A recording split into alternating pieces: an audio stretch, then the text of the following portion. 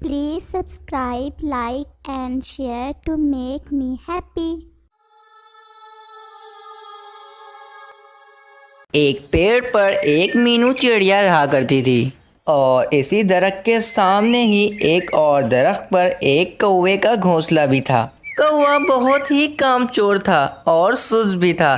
पूरा दिन सोता रहता था और जब भूख लगती तो यहाँ वहाँ किसी से मांग कर खा लेता था। वहीं दूसरी तरफ वो चिड़िया बहुत ही मेहनती थी।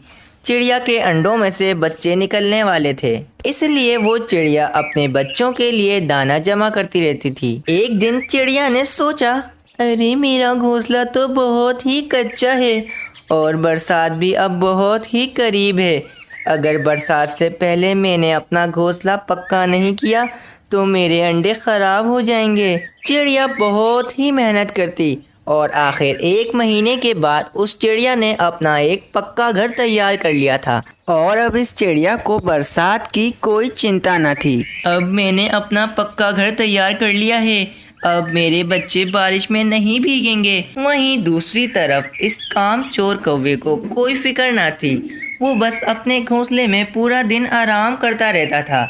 एक दिन मीनू चिड़िया उस कौवे के पास आई और कहने लगी, कौवे भैया, अब ऐसी भी क्या सुस्ती, हर वक्त आराम करते रहते हो, कुछ तो काम किया करो। बरसात का वक्त करीब है, मैंने तो अपना घर पक्का कर लिया है, तुम भी अपना घर पक्का कर लो बरसात से पहले, वरना कहाँ रहोगे तुम। अरे चिड़िया बहन, तुमने अपना घर पक्का कर लिया तो तुम मुझे सिखा रही हो। तुम मुझे मेरा काम मत बताओ, जब बारिश होगी तो मैं देख लूँगा। तुम यहाँ से जाओ, मेरा सुकून मत खराब करो। कौवे की ये बात सुनकर वो चिड़िया उदास होकर अपने घर वापस आ जाती है। मैंने तो कौवे भैया की अच्छाई के लिए बोला था, कौवे भैया तो मुझ पर ही गुस्सा हो गए। दिन बीतते गए, चिड़िया के घर 4 खूबसूरत से बच्चे हुए। चिड़िया बहुत ही खुश थी।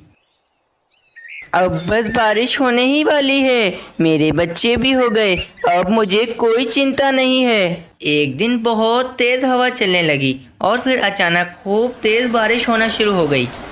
चिड़िया की मेहनत रंग लाई। चिड़िया के घर में एक जर्रा भर भी पानी ना आया, जबकि दूसरी तरफ कौवे का घोंसला तो पूरा पानी से ही भर गया था। कौवा भी बारिश में भीग गया और कांपने लगा। घोंसला तो पूरा पानी से भर गया है, अब मैं क्या करूं? मुझे तो बहुत सर्दी भी लग रही है, अब मैं कहाँ जाऊं? एक काम करता हूँ, चिड़िया बहन का घर पक्का है, मैं कुछ दिन वहाँ चला जाता हूँ। कौवा चिड़िया के घर की तरफ चला जाता है और चिड़िया का दरवाज़ा बजाने लगता है।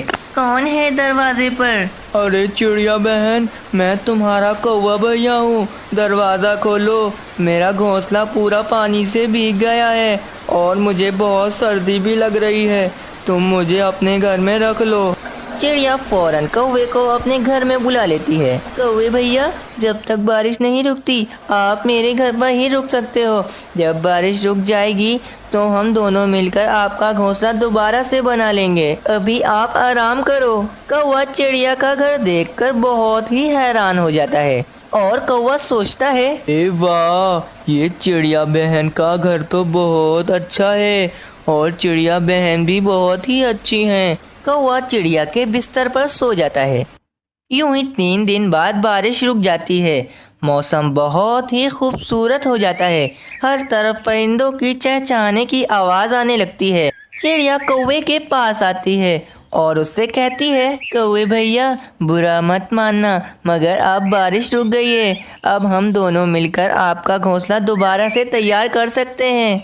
कौवा बहुत कामचोर था और सुस्त भी होता है। चिड़िया की ये बात सुनकर कौवा बहुत परेशान हो जाता है। इतनी जल्दी बारिश रुक गई, चिड़िया के घर में कितना मज़ा आ रहा है, कितना सुकून है इसके घर में, मगर ये चिड़िया तो मुझे अपना घोंसला बनाने का कह रही है। कौवा बहाना बनाते हुए कहता है, और चिड़िया बहन, बारिश की वजह से मुझे बुखार हो गया है, मेरे सर में बहुत ही दर्द हो रहा है, मैं आज घोंसला नहीं बना सकता, मुझे माफ़ करना कौवे भैया, मुझे पता नहीं था कि आप बीमार हो, जब आप ठीक हो जाओगे तो हम आपका घोंसला दोबारा से बना लेंगे। ये चिड़िया तो बहुत ही बेवकूफ़ है, मैंने इसे कितना आराम से पागल बना लिया है। अगले दिन चिड़िया कौवे के पास आती है और कहती है, कौवे भैया, मैं ज़रा काम से बाहर जा रही हूँ, कुछ देर लगेगी, आप मेरे बच्चों का ध्यान रखना। तुम बिल्कुल चिंता मत करो चिड़िया बहन, मैं तुम्हारे बच्चों का अच्छे से ध्यान रखूँगा। कौवे की बात सुनकर चिड़िया चली जाती है और कौवा आराम से सो जाता है। चिड़िया के बच्चे खेल रहे होते हैं। बच्चों के खेलने की आवाज़ की वजह से कौवे का सुकून ख़राब हो रहा होता है और कौवा गुस्से में आ जाता है। अरे तुम सभी अपनी आवाज़ें बंद करो, मुझे नींद आ रही है, मुझे सोने दो, वरना मैं तुम सभी को चील बहन के हवाले कर दूंगा। चिड़िया के बच्चे बहुत ही डर जाते हैं। चिड़िया जब रात को कौवे के घोंसले के लिए तिनका जमा कर कर वापस आती है, वे देखती कि उस कौवे ने उस चिड़िया के घर का सारा दाना खा लिया है। चिड़िया कौवे को कुछ न कहती और भूखी ही सो जाती। अगले दिन चिड़िया कौवे का घोंसला तैयार कर देती है और कौवे के पास आती है। कौवे भैया, जरा मेरे साथ आओ, मुझे कुछ दिखाना है तुम्हें। चिड़िया इस कौवे को इसके घोंसले के पास लेकर आती है। कौवे भैया, मैंने आपका नया घोंसला तैयार कर दिया है, अब आप अपने इस घोंसले में आराम से रह सकते हो। कौवा चिड़िया की ये बात सुनकर गुस्से में आ जाता है और मन ही मन कहता है, ये चिड़िया तो बहुत ही चालाक निकली, अब मैं इधर कैसे रहूंगा, मुझे तो चिड़िया के आरामदायक घर की आदत पड़ गई है। चिड़िया इतना कहकर वहां से चली जाती है। कौवे को अपने घोंसले में बिल्कुल भी आराम नहीं आ रहा था। वो चिड़िया के घर पर जाता है और झूठ मूठ कहता है, चिड़िया बहन, मेरे घोंसले में सांप आ गया है, मैं इसीलिए बचकर तुम्हारे घर पर आ गया हूँ। चिड़िया कौवे की काम चोरी को देखकर समझ जाती है कि कौवा झूठ बोल रहा है। इसे मेरे घर में बिना काम किए खाना खाने और सोने की आदत पड़ गई है। चिड़िया ने कौवे को सबक सिखाने का फैसला कर लिया था।